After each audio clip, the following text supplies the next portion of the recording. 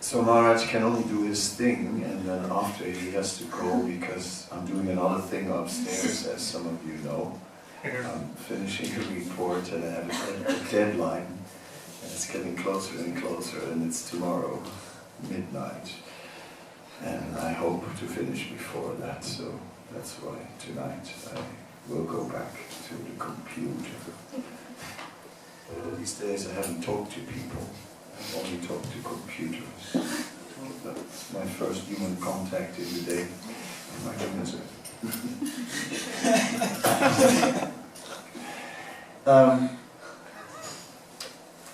Before we say something, let us pray to Srila Prabhupada. Namo Vishnu Padaya Krishna Prasthaya Bhutale Srimate Bhaktivedanta Swami Nityanamane Namaste Saraswati Devi Gauravani Pracharine Nirvishesha Sunyavadi Paschata Desatayane.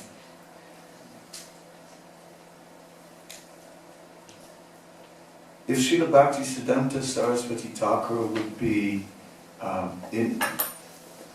with us today, and he would be a BBT man, because he basically was trained by his father, Srila Bhaktivinoda Thakur, in publishing books. And he published so many varieties of different books and magazines and so on. And of course, after that, book distribution is a natural thing. Srila Prabhupada was carrying forward that mood of his spiritual master. And even in the war, in 1944, Srila Prabhupada produced a Back to Godhead magazine as part of his mission, which was very difficult because all the paper was rationed, it was reserved for the war. And Prabhupada went to a military commander and who said, "Sorry sir, we cannot give you any paper, it's all reserved for the war." Exactly, Prabhupada said. Exactly. That's why my magazine must be printed, because it will end the war. And he got the paper, and it got printed. And he started an editorial article, "The Frenzy of Love and the Frenzy of Hate." Hating being the opposite of love.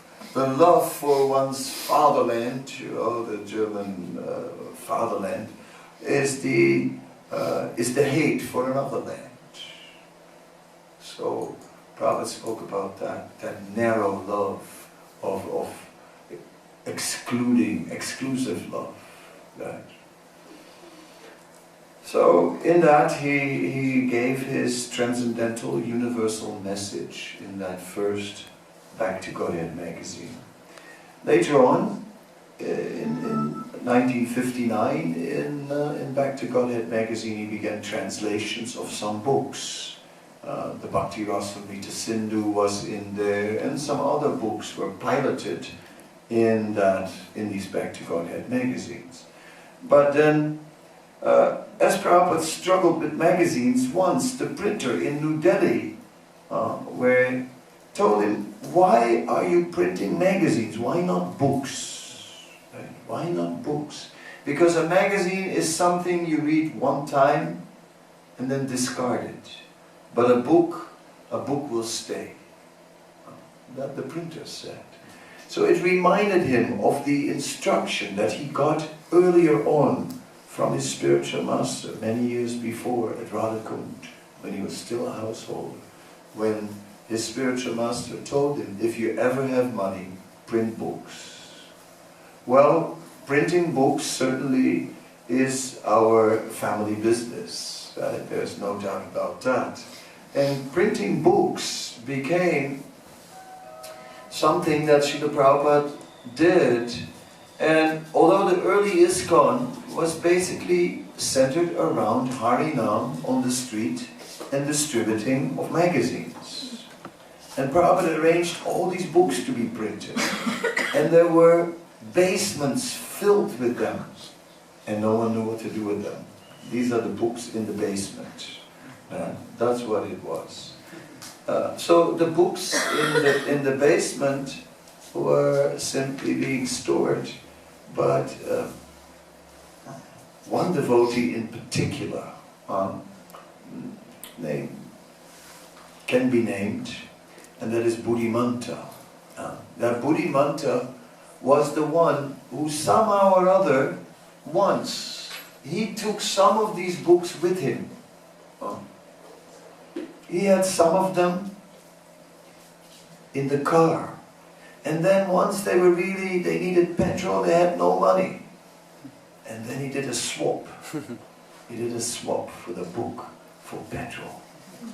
And that's where it started. People actually take these books. They're not only basement books. They're not only just sitting there, but people are actually interested in them. That's basically what was discovered at the time. And book distribution began, and Buddhimanta was one of these pioneers who would drive people. He was like the army sergeant type.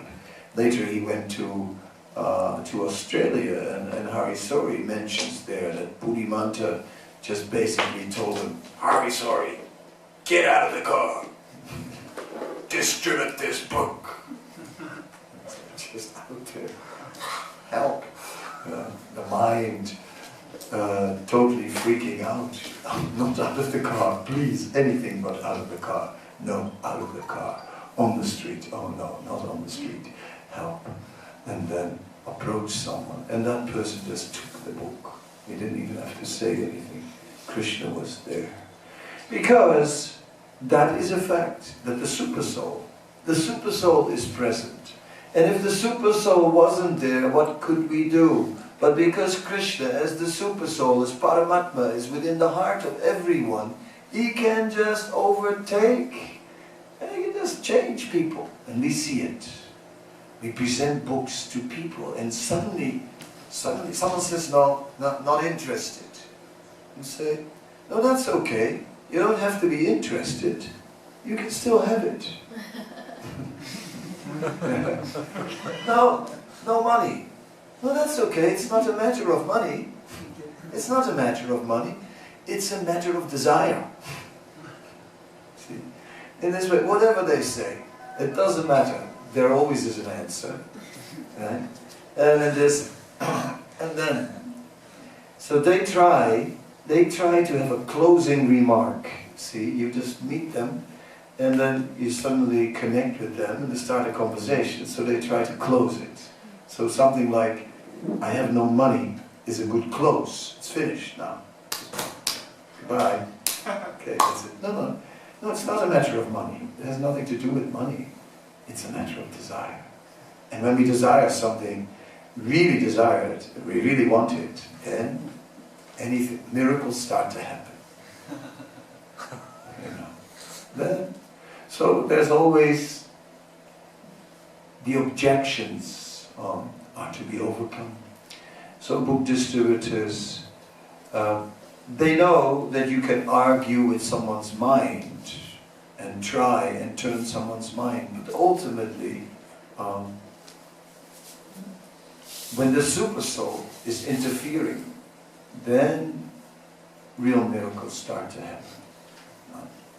Somehow or other, suddenly the person changes and says, okay, I'll have that book. You wonder how, you wonder why. So many stories are there, amazing stories. Right? There was in Sweden. In Sweden there was a disciple of Srila Prabhupada distributing books, and he distributed the Srimad Bhagavatam and to some lady. And then the lady later met her husband, and the husband was like, look, what is this? You know, oh, I got it from some guy on the street. What is this? You know, you just got this from some guy on the street, you know. Yeah, it's like, it's typically you know, you always get talked into something like, you know, give me that book, I'll give it back to him. And he looks at the book, and he saw the Sanskrit. So he went back to the devotee and he just raised his voice and said, well, what is this? And you pushed this book upon my mind. And it's not even in Swedish. Right? He roars, you know. And the devotee says, oh no, no, it is. It is. He said, just open it anywhere and read. So the man opens it and it says that those who cannot control their anger, they enter through the gate of hell. He looks at the book, closes it again, and walks away. So, like this, you know, miracles happen. Really, miracles happen when you see the Supreme Lord is just interfering. Of course, not all the time. If it was only miracles, it would be just, you know. But it does happen. It does happen, you know. Like, I remember I was going out with someone who was extremely creative and would always find new spots. We would go to the port, and there were many bridges in the port. And then when the bridges were open for ships to go through, then there would be long lines of trucks. And then we would do these lines of trucks. And truckies, they always had money to spend, and it was really good. And it was something unique, something you didn't have to stop them, and it was just bang, one after the other. We were doing great. That was nice. But other things we also did. One evening we walked on the street, and we just, as we were walking, we passed this cinema, and all these people came out. And it turned out that the movie that was playing was Gandhi. And we were there with the Bhagavad Gita. We said, and this is Gandhi's book.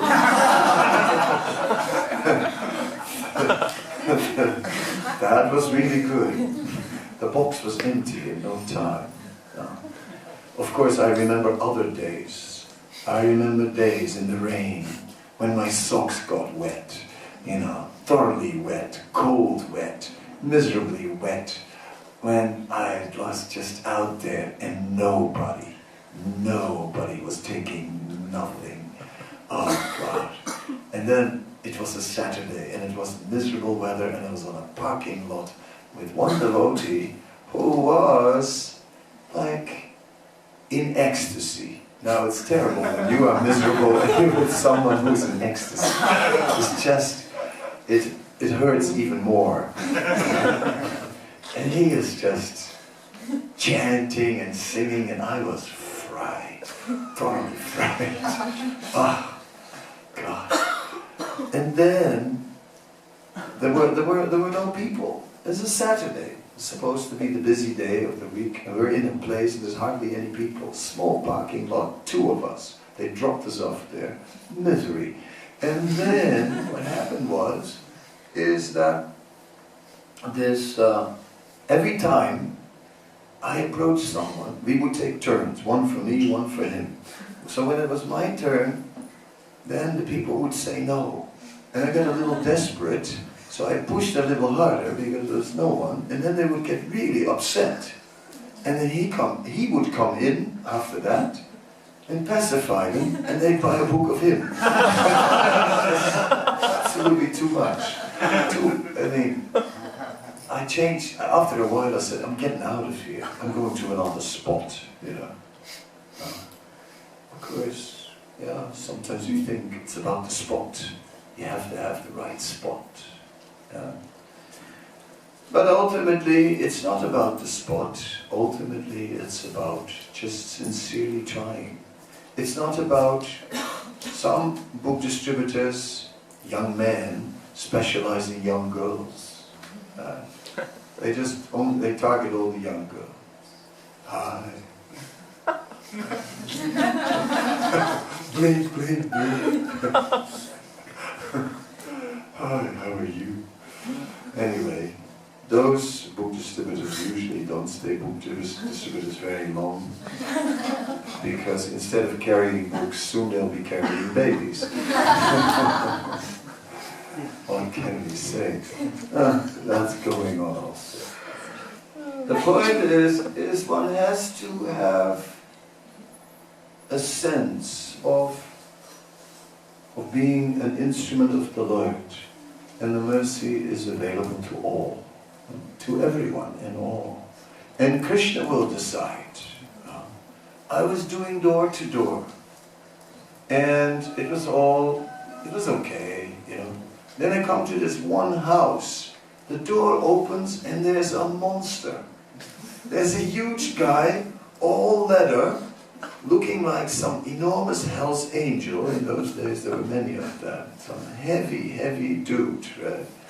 And I'm just thinking, oh my God, I started to pray to Lord Sringadev and thinking, how do I quietly get out of here?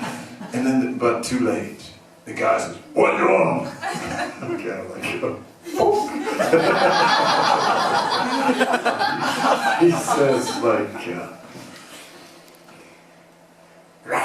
how much? I go, 25. He gives me a check. Get out of here! It's amazing. You cannot believe it sometimes. Who is the one who takes? You can't calculate. You sort of try and become an expert psychologist and figure out who is the one, who's the devotee. And you're looking around the clouds, well, this one has a nice smile. And okay, hey, no, thank you. A man in Boston said to me, when I approached him, he said, you can't speak to me. You can't speak to me. We haven't been introduced. Okay, please allow me to introduce myself. People are just like, all kinds of people. Nice people, crazy people, cold people, arrogant people, destitute people, right? Nice people that have no money, all the people that say they have no money, then the people that really have no money, right?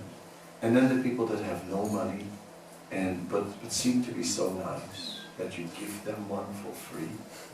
That happens to everyone. But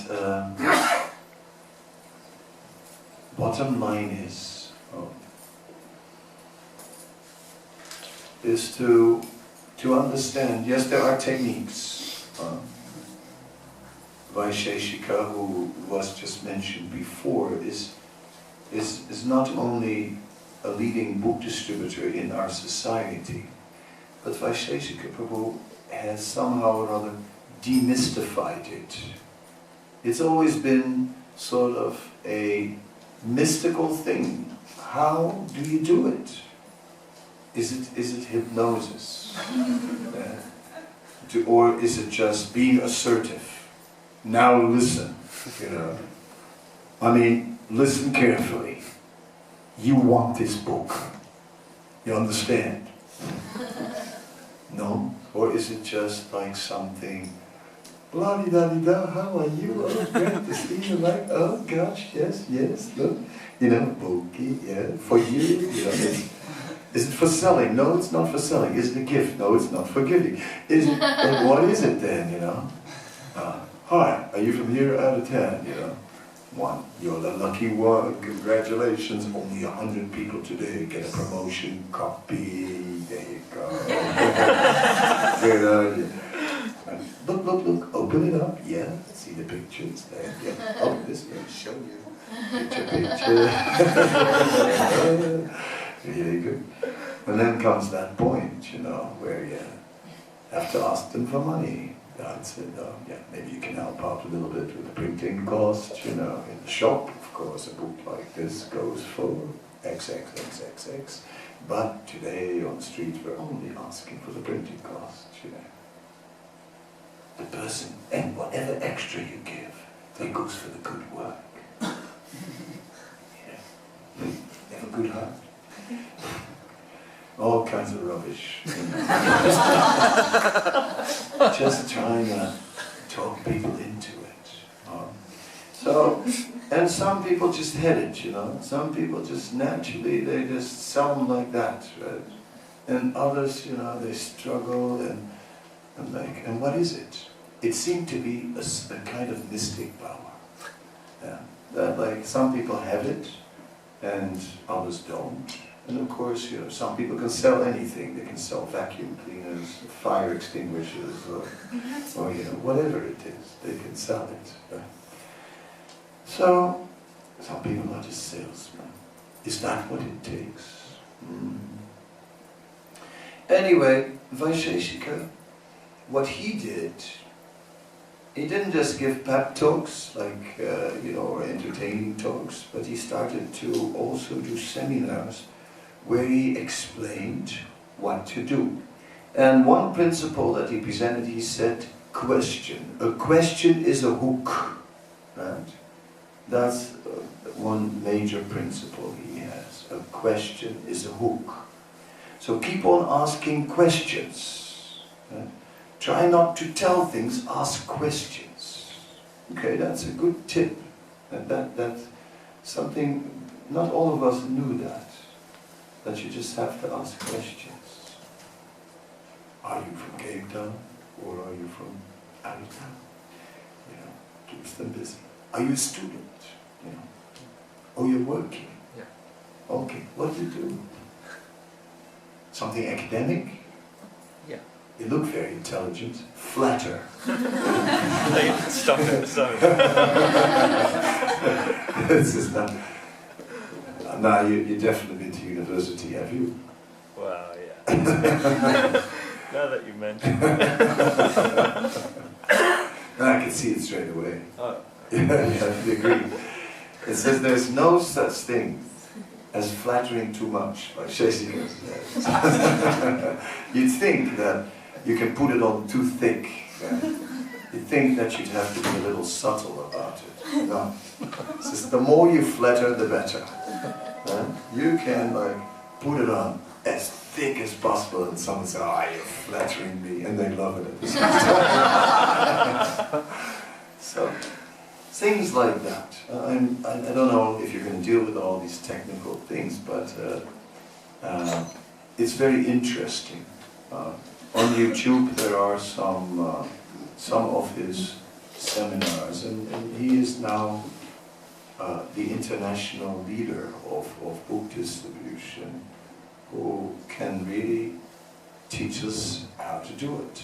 And his approach is not only are we trying to sell a book, but we're trying to keep at every stage the relationship positive. So even at the end, it is a good closing, you know.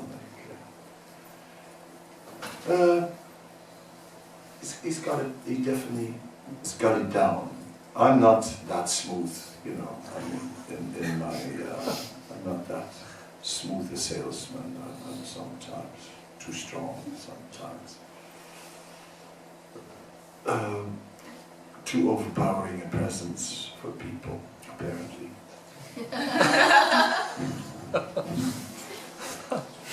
What to do? Such is life. But it's also not just the number of books that you do. Because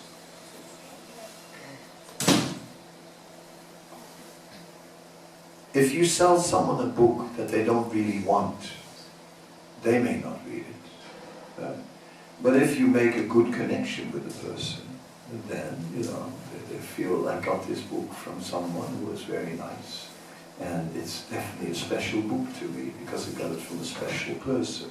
Because don't forget, they buy the person and not the book. They buy you. Still, we sell the book on the merit of the book. That takes us away from all kinds of techniques, and we just present it and let the book sell itself. Because after all, it's Krishna, and Krishna is all attractive. So these things are nice. Because the more we sell the books on the merit of the books, then we are glorifying the book, and then we become uplifted to a spiritual consciousness. Whereas if you use all kinds of techniques, I mean, I used the craziest techniques in the crazy days, because once upon a time, Iskcon was crazy.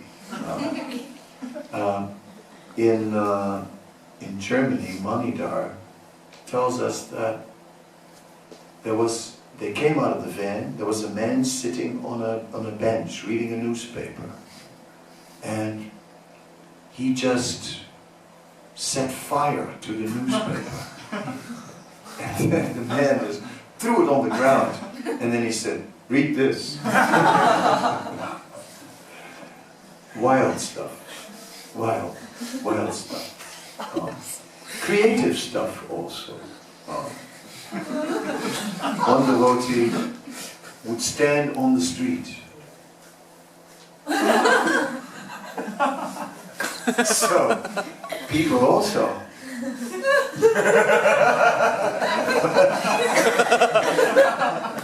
But they wouldn't see anything. They wouldn't see anything. And then he'd suddenly put a book in their stomach. And then their mind was up there for what was it? And then there was a book. And then they were so confused.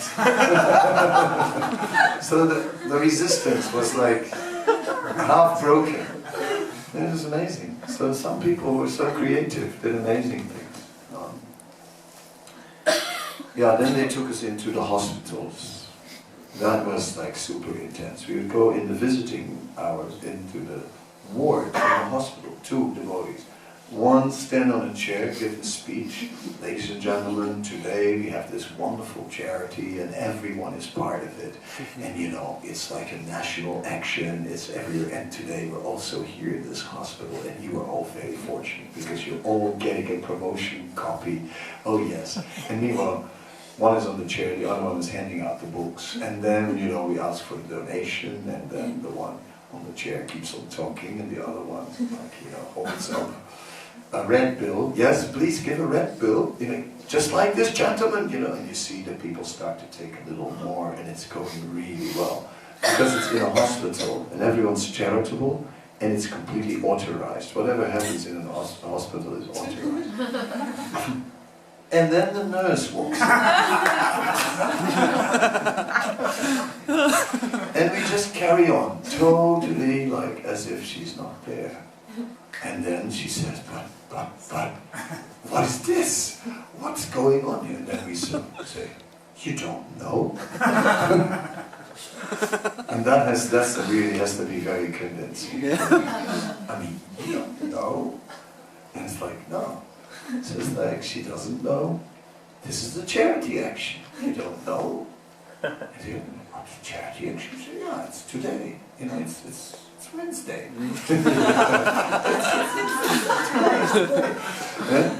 And they go, you didn't see the letter? So it's like, must be in the office. Go have a look. So we confused and try to send her to the office.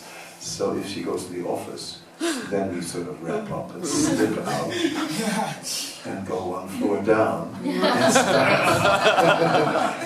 and start the whole thing again. Oh man. And then, but if she doesn't go, then we got to go for the other thing, you know, the other thing which is, she can't find the letter, she hasn't got the letter, so then she says, well, do you have a copy? Yeah, sure, you know, just go down and get it from the car. This is the tough moment, you know. If she doesn't buy that, then you could wind up with the cops and everything, and, you know. I almost became impatient in the hospital in this time. It was too much. The stress was just too much stress.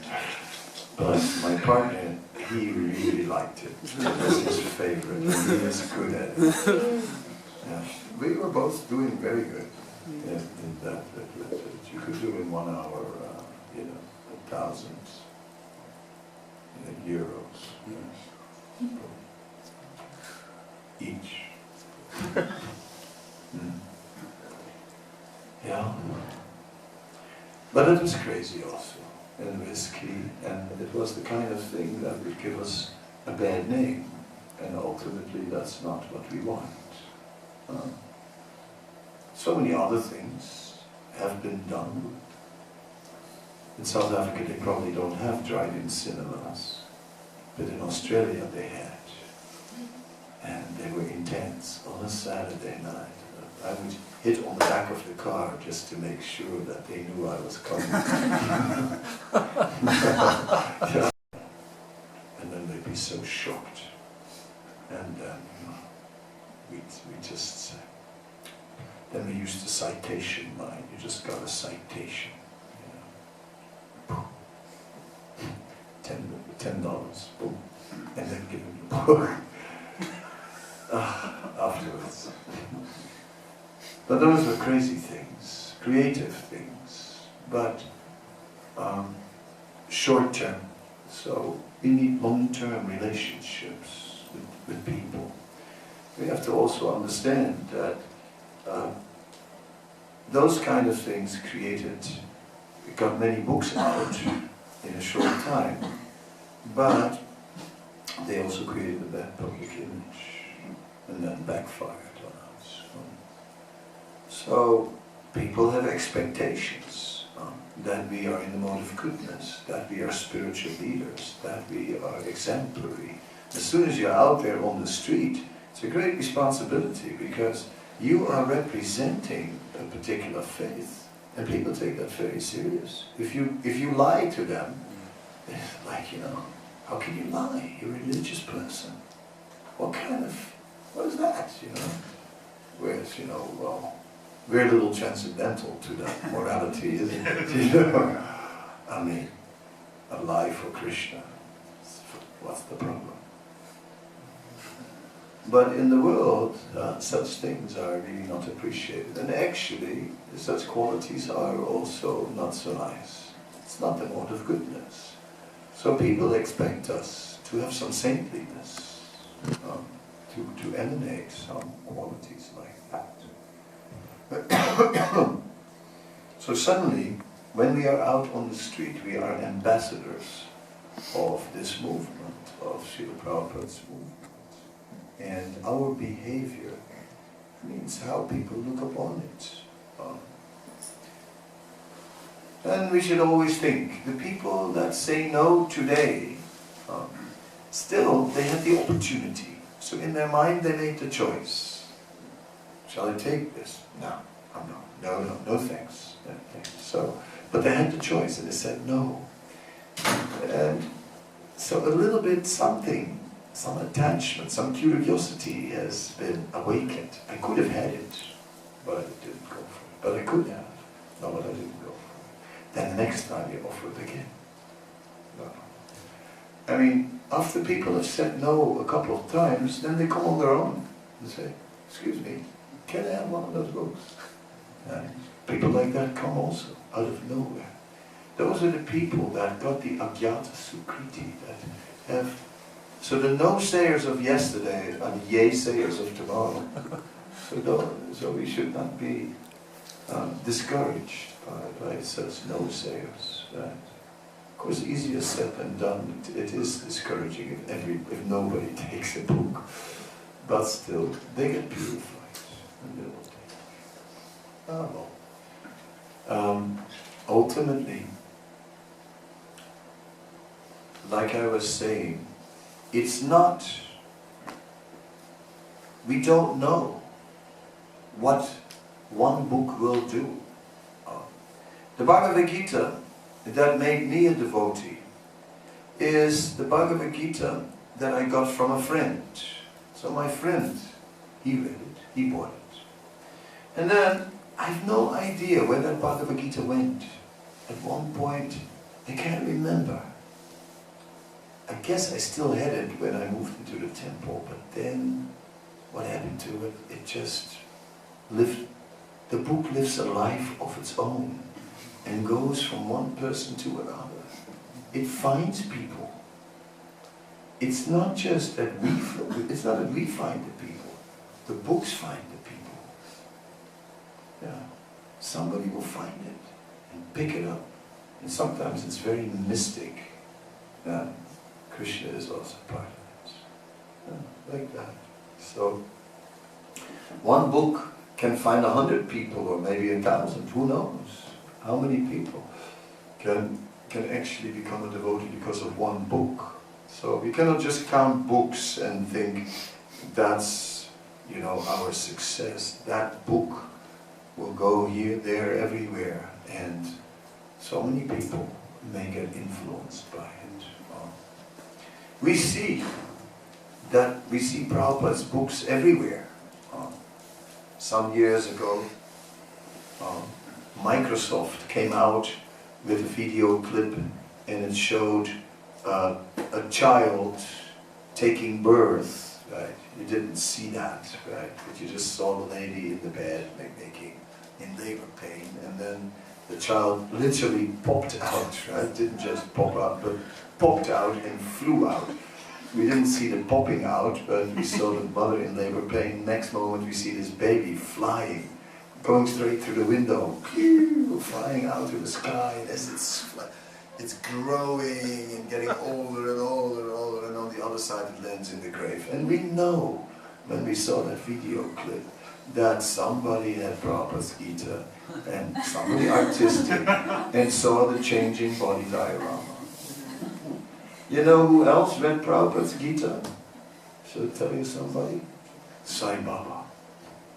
He read Prabhupada's Gita, because when you look at his Gita, then you can see the plagiarism all over the place. The only thing that you see, the only difference is that he, instead of saying it's Krishna, he said I am that, that's me, I am Krishna. That's the only difference. But for the rest, sometimes it's really close. I mean, we could have sued him, we should have sued him maybe. Anyway. Yes, nobody did. It's a shame. Lost a lot of money there.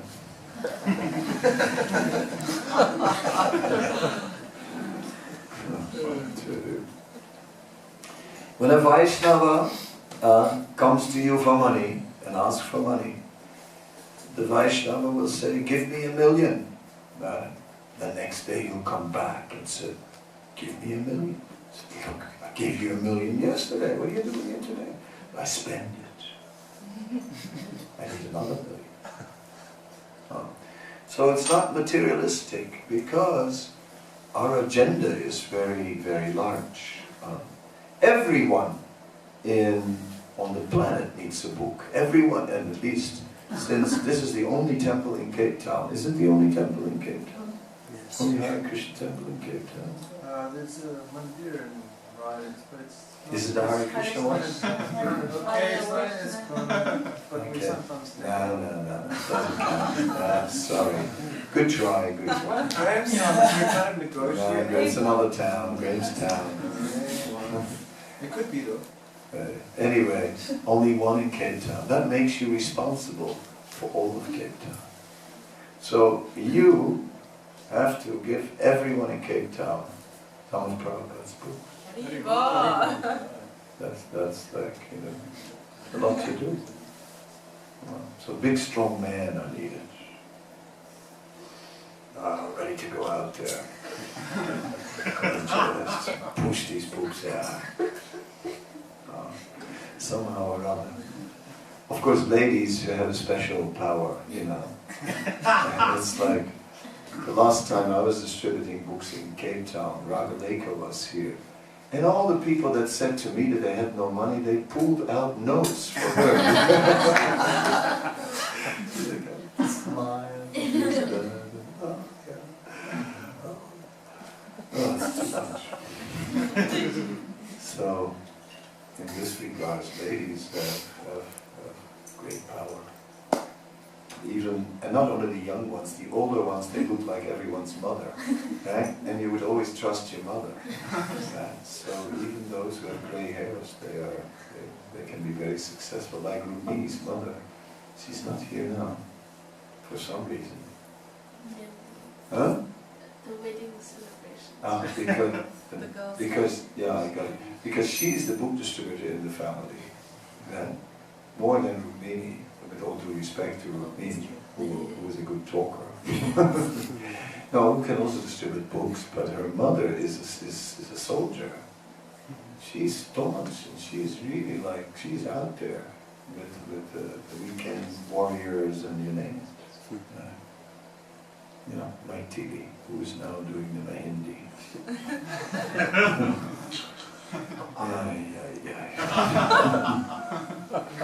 Anyway, leaving that for what it is, I've used up my half hour.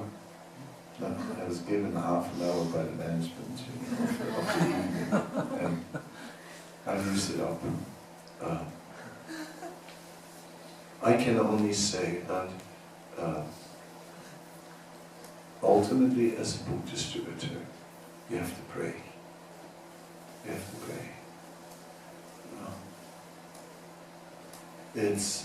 It's by prayer. So we chant when we're out there in between people. And some book distributors, like Pragosh was an early book distributor, disciple of Prabhupada, and at one point he would just go give people a book and say, Jetu Darpanam Marjanam Sri Akari Vachandrika. And he would distribute books. It was amazing. He just quote verses from Vajita. So it is a transcendental activity. It is really a transcendental activity. And there are many people out there hankering for something, looking for something. And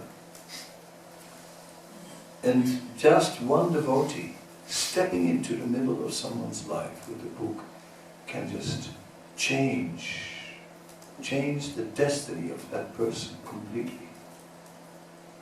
So it makes such a huge difference, just one book. Some people are not good book distributors, but they can sponsor books. Sponsored books help. So if you're not yourself the greatest distributor, sponsor books. And so that books become very cheap, that we can give them away almost for free, or sometimes for free. In Soweto, they were giving away these big Krishna books, hardbound with a silver cover, like these big ones with the color plates. I mean, that's a beautiful book, it's huge, right? And they were giving it in Rathayatra. Somebody had a whole bunch of them and giving it, and like, you know, to people who were not rich. And so they looked at it like, wow, really, like, you know, I got this big book, all for free. And then they were holding it, you know, they were like, you know, they were ready to like fight for it, you know. No one's gonna take this off me. I got something really, really good today. And they were dancing. We had kirtan after that, they were dancing, but with the book. They weren't putting it down. That book was like under that arm and stayed there all the way throughout the dance. So, you know, that's sponsored books. So, somehow or other, book distribution, yes, some people will be better at it than others.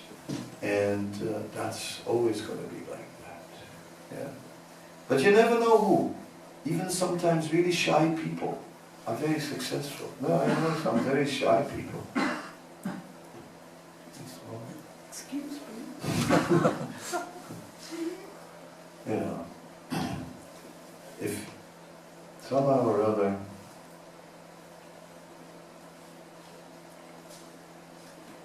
it's not always clear who's going to be successful. But anyway, if we can overcome our own false ego, our own fear, and somehow or other do it, then we'll see what results Krishna will give us. And otherwise, yes, sponsor books. Definitely sponsor books, because if we as a community put book distribution, the distribution of Srila Prabhupada's book in the foreground, then somehow or other we want more people to get books, then, you know, so many amazing things can happen. What if you have 1,000 sponsored small books? Yes, they can go into some squatter camp area or whatever. African books are available. We still have these Kosa books.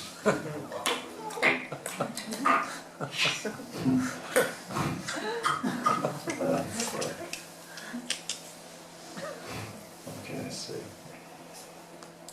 I guess that's where it comes from, it doesn't click.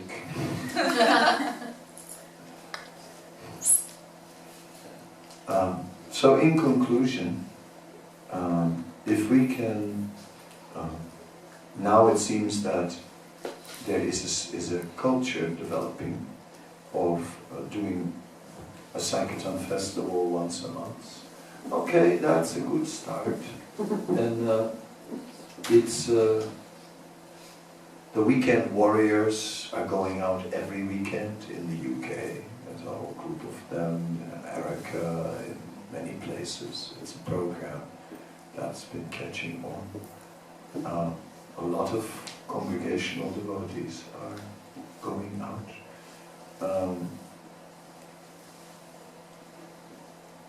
And if we all get behind it, then we can bring the spirit back.